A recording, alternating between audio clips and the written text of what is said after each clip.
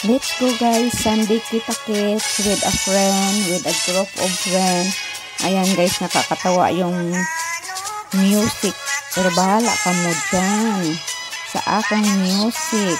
Kay tanggal ko man yung original music niya or original sound. Kay malakas man yung music sa kabilang barbecue pit. Kasi ang daming barbecue pit sa area na to guys ng East Coast Park.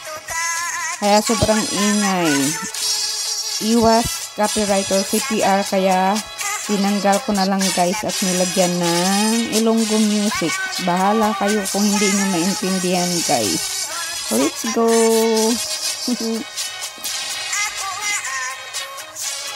O diba? Pasimpleng video for memories.